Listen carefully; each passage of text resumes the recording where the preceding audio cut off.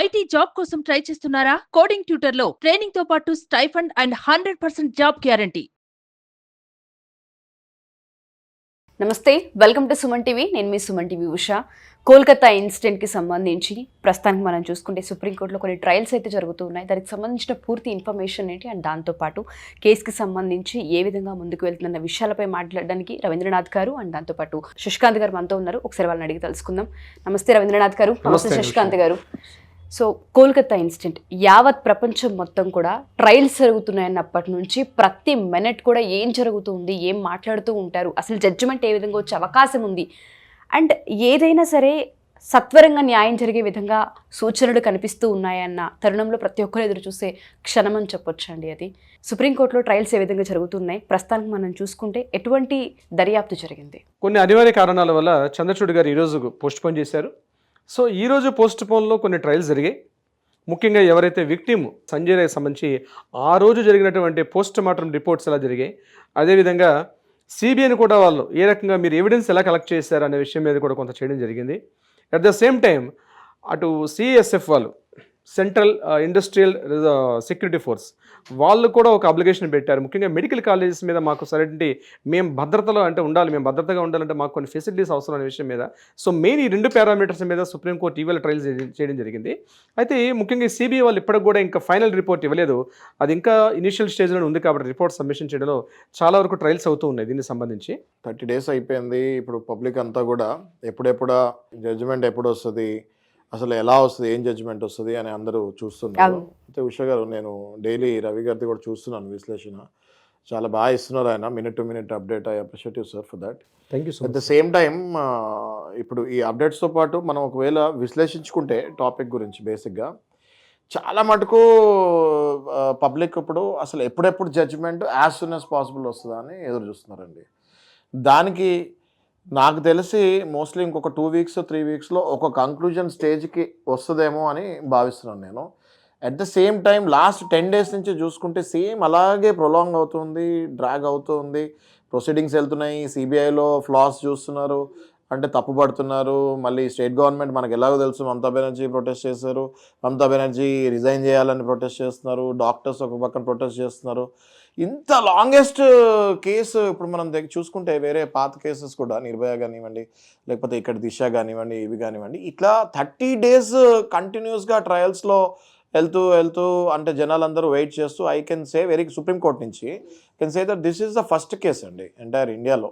ఈ 30 days ఒక కేస్ని, అందులో ఇట్లాంటి కేస్ని ఫాలో అప్ చేస్తూ మొత్తం పబ్లిక్ మొత్తం కూడా ఉక్రోషంతో ఎదురు చూస్తున్న కేసెస్లో ఇది ఫస్ట్ కేసు అని మనం చెప్పుకుంటాంలో అతిశక్తి లేదు. అయితే ఇప్పుడు మనం బాగా అబ్జర్వ్ చేస్తే, విశ్లేషించుకుంటే మళ్ళీ ఇప్పుడు ఎఫ్ఐఆర్ అయింది. ఇందాక రవి సార్ మేము ఆఫ్ రికార్డు మాట్లాడుకుంటూ ఉన్నాము. సందీప్ ఘోష్ మీద ఎఫ్ఐఆర్ అవ్వలేదు, సంజయ్ రాయ్ మీద ఎఫ్ఐఆర్ అయింది. ఇది గ్యాంగ్ ఇది కాదు, ఇది only section 64 and section 103 sir. Section 103 as per new BNS Bharatiya Nyaya Sanhita కిందకి ఇప్పుడు మర్డర్ అండ్ రేప్ కిందకి చేశారు. గ్యాంగ్ రేప్ అన్నది రూల్ అవుట్ చేస్తారు ఆల్మోస్ట్. ఈ రాయ్ మీద కూడా, సంజయ్ రాయ్ మీద కూడా ఓన్లీ ఈ 2 sections ఇష్టం జరిగింది. వితౌట్ ఎఫ్ఐఆర్ సందీప్ ఘోష్కి ఇంట్రాగేషన్ సిబిఐ వాళ్ళు వీళ్ళు ఎప్పటికప్పుడు ఇంట్రాగేషన్ చేసుకుంటూ ఉన్నారు. సో ఒకవేళ జడ్జిమెంట్ ఫాస్ట్ ట్రాక్లో వెళ్ళి వచ్చినా కూడా ఈ రాయ్ అనే వ్యక్తికి ఎవరైతే వాలంటీర్ ఉన్నాడో ఆయనకు ఒకవేళ after the trials and everything capital punishment ఒకవేళ పడినా కూడా, బట్ దాని వెనకాల ఉన్నది అసలు ఏంటి అన్నదే కదా అందరికీ కావాల్సింది.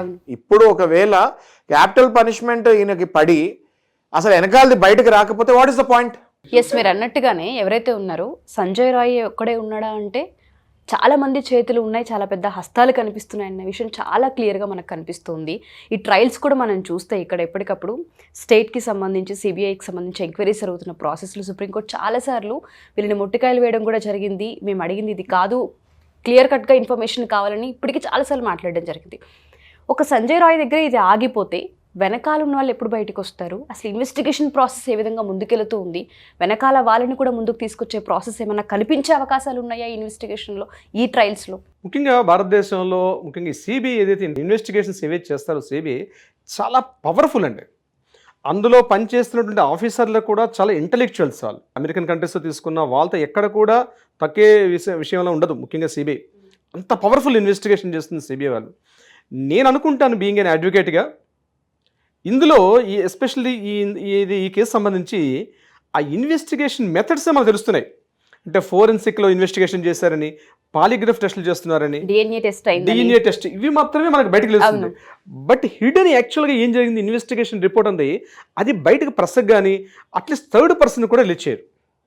అయితే ఎవ్రీ కామన్ మ్యాన్కి ఇక్కడ ఒక పాయింట్ ఏముంటుందంటే, అరే ఇక్కడ ప్రతి వాడికి 2 పాయింట్లు కామన్ మ్యాన్కి, లేమన్కి నేను చెప్తున్నాను. ఈ ఇష్యూ వింటున్న ప్రతి పర్సన్స్ కానీ, మన వ్యూవర్స్కి కానీ, ఆడియన్స్కి కానీ చాలా కోట్లాది మందికి ఒక డౌట్ ఏంటంటే ఇక్కడ 2 విషయాలు.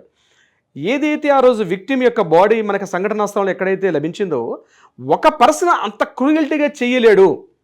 ఎందుకంటే ఆమె బాడీ మీద మోర్ దాన్ 25 ప్లేసెస్లో ఫ్రమ్ హెడ్ టు టో వరకు 25 ప్లేసెస్లో ఆమె మీద గాయాలు ఉన్నాయని అంటే పోస్ట్ మార్టం రిపోర్ట్ చేస్తున్నటువంటి మనకి రిపోర్ట్స్లో. అయితే ఇక్కడ మనకి ఇప్పుడు ఇస్తున్న రిపోర్ట్ ప్రకారం మనకి శశికాంత్ గారు ఇక్కడ ఏం చెప్తున్నారు, సెక్షన్ 64 ప్రకారం సింగిల్ పర్సనే అక్యూజ్డ్, ఇక్కడ ఇతనే ఇన్వాల్వ్మెంట్ అయ్యి ఉన్నాడని చెప్తుంది మనకి. ఆల్రెడీ ఈ రోజు నిన్న సెల్డా కోర్టులో వెళ్ళిన ఫైలింగ్లో కూడా చెప్తుంది అదే. బట్ సిచ్యువేషన్ చూస్తేనేమో ఒక పర్సన్ ఇంత క్రూయల్టీగా చేయగలడా, ఇది నెంబర్ 1. నెంబర్ 2 ఏమని గుర్తొస్తుందంటే, ఇది యాక్చువల్గా ఏదో ఆ క్షణం తాత్కాలికంగా వాడు ఒక టెంప్టేషన్ వచ్చింది, ఆ టెంప్టేషన్తో అమ్మాయి సింగిల్గా అనిపించింది early morning hours. So that is అది అంటే ఎక్కువగా ఈ రేప్స్ మర్డర్స్ ఎక్కువగా ఎలాంటి టైంలో జరుగుతాయంటే నైట్ అండ్ మార్నింగ్ అవర్స్ జరుగుతాయి. అంటే ఎందుకంటే అది peaceful area, some atmosphere, some లోపల ఉన్నటువంటి సమ్ ఇవన్నీ కూడా జరుగుతాయి. అదొక సబ్జెక్ట్ మనం మాట్లాడుకుంటే దాని గురించి. సో అటువంటి ఎమోషనల్ ఉన్న పర్సన్, ఎందుకంటే ఈయన ఆల్రెడీ ఉమనైజర్ అని తెలుసు, ఆల్రెడీ 2 times సోనాగచ్ ఏరియాకి వెళ్ళాడు, ఎగైన్ చుట్లాన్ ఏరియాని, ఈ 2 ప్రాంతాల్లో ఈ రెడ్ లైట్ ఏరియాస్ టచ్ చేసి వచ్చినటువంటి ఈ పర్సన్ ఇంత క్రూయల్టీగా ఒక్క పర్సన్ చేయగలడా అనే విషయం కామన్ మ్యాన్కి వస్తున్న కామన్ డౌట్. అయితే ఇక్కడ ఈ ఏదైతే ఇన్వెస్టిగేషన్ ఇంట్రాగేషన్ జరిగాయో ఆ మెయిన్ న్యూస్ మనకు రాలా.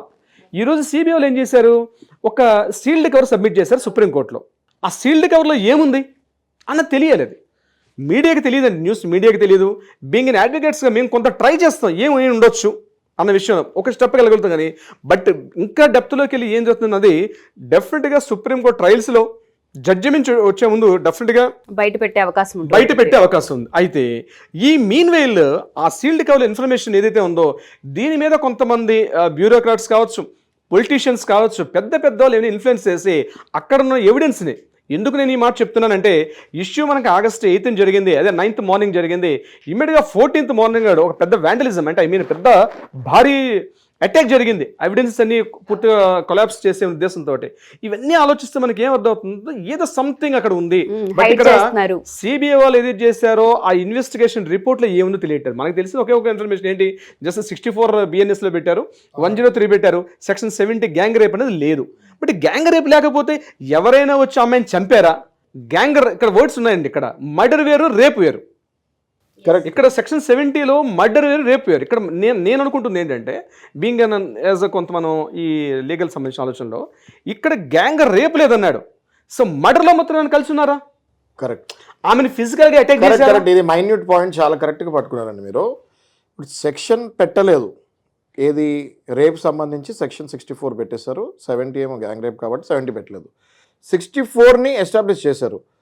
కానీ ఈ 103 మర్డర్ ఏదైతే ఉందో అది గ్యాంగ్ మర్డర్ అయి ఉండొచ్చు కదా అనేది మీరు అంటున్నారు. ఎగ్జాక్ట్లీ. సో 100% ఈ పాయింట్ ఆఫ్ వ్యూలో కూడా నాకు తెలిసి సుప్రీంకోర్టు చూస్తుంది అనుకుంటాను నేను. చాలా కరెక్ట్ పాయింట్ తీశారు సార్ రియల్లీ మీరు. ఈ పాయింట్ చాలా డెప్త్కి వెళ్తే కానీ ఎవరికి అర్థం కాదు. ఎందుకంటే ఇప్పుడు ఓన్లీ ఆ రాయ్ ఒక్కడే రేప్ చేశాడు అన్నది ఆల్మోస్ట్ ఎస్టాబ్లిష్ అయిపోయింది. అయితే మర్డర్ కూడా వాడొక్కడే చేశాడా అన్నది ఇంకా ఎస్టాబ్లిష్ కాలేదు. మర్డర్కి గ్యాంగ్ మర్డర్ అని ఉండదు, ఇట్స్ ఎ మర్డర్, దానికి సపరేట్ సెక్షన్ ఏమి ఉండదు. మళ్ళీ మర్డర్కి, రేప్కి మాత్రం సపరేట్గా సెక్షన్స్ ఉంటాయి, ఏది నార్మల్ రేప్కి, గ్యాంగ్ రేప్కి. సో ఇది చాలా well done sir, correct point ఇది. ఈ మర్డర్లో ఎవరైనా కలిసి ఉన్నారా అన్న పాయింట్ డెఫినెట్గా కామన్ మ్యాన్కి ఇప్పుడు ఇవాళ మీరు చెప్పిన తర్వాత ఆ డౌట్ వచ్చే ఛాన్స్ ఉన్నాయి. అట్ ద సేమ్ టైం నిన్న అనుకుంటా, I think yesterday West Bengal governor C V Anand Bose గారు అనుకుంటా సార్, ఆయన ఒక లెటర్ రాసిన జరిగింది వెస్ట్ బెంగాల్ చీఫ్ మినిస్టర్కి మమతా బెనర్జీకి. ఇమీడియట్గా క్యాబినెట్ మీటింగ్ పెట్టండి, మీరు ఏం చేస్తారో తెలియదు, అట్లీస్ట్ అక్కడ జరిగింది మీ ప్రకారం కంక్లూడ్ చేసి you have to give an way explanation. అసలు మీ ప్రకారం అక్కడ స్టోరీ ఏం జరిగింది అన్నది I need a clear cut explanation అనేసి గవర్నర్ గారు నిన్న ఆనంద్ బోస్ గారు లెటర్ రాస్తాం జరిగింది ఎవరికి, మమతా బెనర్జీ గారికి, క్యాబినెట్ మీటింగ్ పెట్టమని. అయితే ఇప్పుడు మనం ఇవన్నీ చూసుకుంటూ ఉంటే అండి, గ్యాదర్ చేసుకుంటూ ఉంటే ఈ విషయము ఇప్పుడు దాకా ఎవరికి తెలియకుండా ఉందా అంటే అది రాంగ్. అది ఎవరికో ఒకళ్ళకి నిజం తెలిసే ఉంటుంది. అవును. ఎవరికో ఒకళ్ళకి నిజం తెలిస్తే అది స్ప్రెడ్ అయ్యి చాలా మందికి తెలిసి ఉంటుంది. ఈ పాటికి వెస్ట్ బెంగాల్లో చాలా మందికి అసలు నిజం ఏంటి అనేది అందరికీ తెలుసు. కాకపోతే చట్టంలో ఏంటి అంటే ఏదైనా కూడా ప్రూవ్ చేయాలి. మీరు చూడండి ఉషా గారు, చిన్న టెక్నికల్ థింగ్ వల్ల కేసు కంక్లూజన్కి రావట్లేదు. ఇప్పుడు మనం పాతకాలంలో చూసుకుంటే గట్టు పంచాయతీలు అంటారు. ఆ పంచాయతీ మీద కూర్చొని, ఆ గట్టు మీద కూర్చొని నలుగురిని పిలుస్తారు, ఎవిడెన్స్ కిందకి ప్రూఫ్లు ఎస్టాబ్లిష్ చేస్తారు, అయిపోద్ది. ఎప్పుడైతే మనది కోర్ట్ సిస్టంలోకి వచ్చామో everything has to go very technically. అంటే ఆ పర్టికులర్ డిపార్ట్మెంట్, ఫారెన్సిక్ డిపార్ట్మెంట్ ఈ రిపోర్ట్స్ చేయాలి, సిబిఐ వేరే రిపోర్ట్స్ చేయాలి, నార్మల్ పోలీసు వాళ్ళు వేరే రిపోర్ట్స్ చేయాలి, అన్నిటిని కలపాలి, అన్ని ఇంట్రాగేషన్స్ కలవాలి, అది ముందుకు రావాలి. ఇది నిజం అని తెలిసినా దాన్ని ఎస్టాబ్లిష్ చేసే వరకు ఇది నిజం అని బయటకు చెప్పకూడదు. సో ఇది హోప్ఫుల్లీ నాకు తెలిసి ఎంత త్వరగా అయితే అంత త్వరగా 2 or 3 weeks. ఏంటి సార్ రవి గారు? సందీప్ ఘోష్ మీద ఈ ఒక్క విషయం మీద ఇప్పటిదాకా ఎఫ్ఐఆర్ నమోదు కాలేదు. ఎగ్జాక్ట్ ఈ పాయింట్ ఇక్కడ ఏంటంటే, ఎఫ్ఐఆర్ ఏదైతే ఉందో ఇప్పటిదాకా ఈ విక్టిమ్ మీద, అభయ మీద ఏదైతే జరిగిందో ఈ యొక్క ఇన్సిడెంట్ సంబంధించి ఇప్పటిదాకా ఎఫ్ఐఆర్ నమోదు కాలేదు. ఇది కాకుండా సిబిఐ వాళ్ళు మరొకటి చేయడం జరిగింది. అది కూడా అఖ్తర్ అలీ అని చెప్పి డిప్యూటీ సూపరింటెండెంట్ ఎవరైతే ఉన్నారో అతను ఇచ్చినటువంటి ఆబ్లిగేషన్ మీద దీని మీద ఇతన్ని పాత ఇష్యూ ఏంటి, ఇక్కడ ఈయన డ్యూరేషన్లో చేసినటువంటి ఫైనాన్షియల్ ఇర్రెగ్యులారిటీస్ ఏవైతే ఉన్నాయో దాని మీద ఒక ఎఫ్ఐఆర్ నమోదైంది. దానికి సంబంధించిన ఎవిడెన్సెస్ కూడా బయటకు వచ్చాయి. అతను రీసెంట్గా ఈరోజు కూడా మనం ఒక వీడియోలో మాట్లాడడం జరిగింది. అక్కడ ఉన్నటువంటి ఈశాన్ కేఫ్ అనే కేఫ్లో కూడా ఇతను ఏ రకంగా ఫైనాన్షియల్ ఇర్రెగ్యులారిటీస్ అట్లా అతను ఫేస్ చేసేది కూడా మనకు తెలిసింది. At the same time enforcement directorate కూడా ఈయన మీద మరొక అటాక్ చేశారు. ఇతను ఈ ఒక్క ప్రాపర్టీస్ ఇక్కడ కాకుండా ఈ ఫండ్ ఒక government employee, being a government employee, government నుంచి వస్తే తనకు వచ్చిన బెనిఫిట్స్తో కాకుండా ఇతను అదనంగా తన అసెట్స్, ప్రాపర్టీస్ ఇంక్రీజ్ చేసుకోవడం యాజ్ పర్ లా ప్రకారం తప్పు అనమాట. సో దానికి సంబంధించి ఏం చేశాడు, ఇక్కడ క్యానింగ్ అనే ఏరియా దగ్గరలో ఆల్రెడీ ఒక బంగ్లా కూడా ఉంది. ఆ బంగ్లా మీద మనకి సంగీత సందీప్ ఘోష్ని ఆ బిల్డింగ్ మీద పేరుతో సహా తెలిసింది. అక్కడ వాళ్ళు లోకల్ ఎంక్వైరీ చేస్తే ఈ బిల్డింగ్ యాక్చువల్గా డాక్టర్ బాబు అని పిలుస్తామండి, ఆ బిల్డింగ్ ఆయనదని చెప్పడం జరిగింది. అక్కడికి వెళ్ళాలి, మళ్ళీ ఈడీస్ వెళ్ళి అక్కడ సెర్చింగ్ వెళ్తే చాలా డాక్యుమెంట్స్ అన్ని కూడా కలెక్ట్ అయింది. ఇది మనకి అథెంటికేషన్ ఇన్ఫర్మేషన్ ప్రకారం. అంటే ఓవైపు కేసు అక్యూజ్ వైపు చూపిస్తున్నారు, అట్ ద సైమల్టేనియస్గా సందీప్ ఘోష్ యాక్టివిటీస్ మీద ఉంది. సందీప్ ఘోష్ చాలా పాలిగ్రాఫ్ టెస్టులు చేశారు. ఈయనతో పాటు more than 10 members polygraph test చేశారు. 100 మంది పైగా 100 members పైన కూడా వాళ్ళకి ఇంట్రాగేషన్స్ ఇన్వెస్టిగేషన్ చేశారు. అయితే నా డౌట్ ఇక్కడ ఏంటంటే, ఇది సందీప్ ఘోష్ పాత్ర కూడా ఈ విషయం, అంటే ఈ అమ్మాయికి ఏమైనా తెలిసి ఎక్కువ లేమని అడుగుతున్నాను. ఈ అమ్మాయి ఏమైనా ఆ కాలేజీలో ఉన్నటువంటి ఏమైనా ఇర్రెగ్యులారిటీస్ మీద ఈ మీద దృష్టి పెట్టి ఈ మీద సందీప్ ఘోష్ పాత్ర ఉందా అనే కోణంలో ఎక్కడ ట్రై చేస్తున్న ఇన్ఫర్మేషన్ దొరకట్లేదు అమ్మాయి మనకి. డెఫినెట్లీ బయటకు వస్తుంది సార్. అది ఇప్పుడు మీరు కరెక్ట్ అక్కడ వరకు వచ్చి ఆగారు కదా, అక్కడి నుంచి మళ్ళీ ఇన్వెస్టిగేషన్ ఇప్పుడు స్టార్ట్ అయింది. ఈ సందీప్ ఘోష్ ఏమేం ఫెసిలిటీస్ ఇస్తాం వల్ల ఈ సంజయ్ రాయ్ ఈ అగాత్యానికి పాల్పడ్డాడు అన్నది ఒకవేళ ఇంటర్ రిలేషన్ కనుక ఏర్పరచగలిగితే ఈయన క్రైమ్లో ఏ సెక్షన్ పడిందో equally as good as provoking and supporting the criminal అదే సెక్షన్ పడే అవకాశం డెఫినెట్గా ఉంటుంది. అంటే పర్సనల్గా ఈ సెక్షన్ 64 పడకపోయినా మర్డర్లో మాత్రం 103 BNS భారతీయ న్యాయ సంహిత కిందకి మర్డర్లో సందీప్ ఘోష్ని కనుక ఇన్వాల్వ్ చేయగలిగితే ఆ సెక్షన్కి పుల్ చేసి ఇద్దరికి క్యాపిటల్ పనిష్మెంట్ పడే ఛాన్స్ సందీప్ ఘోష్ అండ్ సంజయ్ రాయ్ మీద ఆల్రెడీ జాయింట్ ఉన్నట్టుగా మనం ఒక స్పెషల్ వీడియోస్ చేసాం.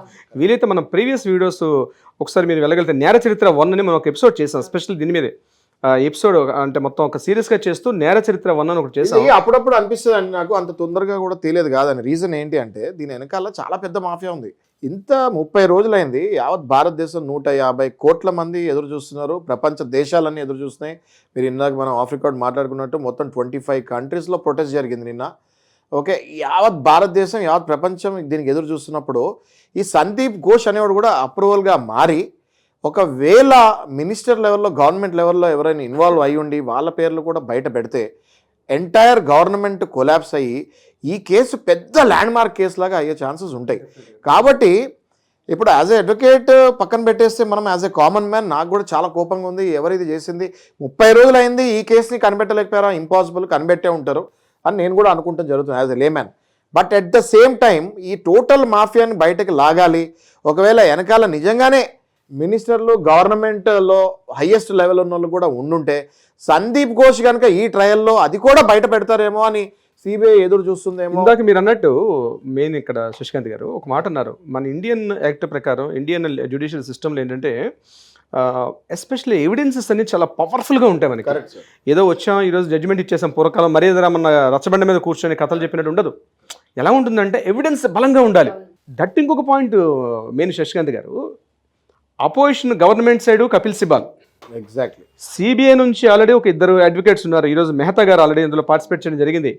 వీళ్ళందరూ ధీటుగా, ఇది అన్ఫార్చునేట్ ఏంటంటే ఎక్యూజ్డ్ కనిపిస్తున్నాడు ఎవరైతే సంజయ్ రాయ్ మీద కూడా కవితా సర్కార్ ఒక ఉమెన్ అయి ఉండే, ఆవిడ కూడా correct. Being an women total India wide ఎవరు కూడా అక్యూజ్డ్ తరపున మేము వాదించడానికి ఏ ఒక్క అడ్వకేట్ కూడా ముందుకు రాకపోతే కవితా సర్కార్ ఇనిషియేటివ్ తీసుకొని నేను వస్తానని చెప్పడం. Second point very important news ఏంటంటే ఆవిడ ఏం చెప్పారంటే, నేను I mean dead against about the ఉరిశిక్ష తీసుకోవడానికి, నేను దానికి ఎగనిస్ట్. ఈ మనిషికి ఉరిశిక్ష తీయడం ఉంది మోడర్న్ సొసైటీలో. ఒక పర్సన్ మరో పర్సన్ చంపే హక్కు లేదు కాబట్టి ఏ పర్సన్ కానీ యావజ్జీవ కారాగార శిక్ష, లైఫ్ ఇంప్రిజన్మెంట్ మించినటువంటి శిక్షే లేదు. So I'm the dead against. ఆవిడ ఆల్రెడీ స్టేట్మెంట్స్ ఇస్తున్నారు. ఎప్పుడైతే జ్యుడిషియల్ కస్టడీలోకి వచ్చాడో సంజయ్ రాయ్, ఇమీడియట్గా ప్లేట్ ఫిరాయించి అసలు నేను ఆ కేసులో లేను, నేను వెళ్ళేసరికి డెడ్ బాడీ అక్కడ ఉంది, జస్ట్ నా కాల్ తగిలి నేను పడిపోతా నా మెడలో ఉన్న బ్లూటూత్ అక్కడ పడిపోయింది, అదే మీకు ఎవిడెన్స్ దొరికింది. కానీ అక్కడ నేను వెళ్ళేసరికి డెడ్ బాడీ ఉందని వాడు చెప్పడం, కవితా సర్కార్ తోటి జ్యుడిషియల్ కస్టడీలోకి వచ్చిన తర్వాత అసలు ఇదంతా ఒక కాంట్రవర్షియల్ గేమింగ్ సార్. గేమే, అంతా ఒక గేమే. ఈ గేమ్ని బ్రేక్ చేస్తామే న్యాయవాదుల పని, అక్కడ ఉన్న న్యాయమూర్తుల పని.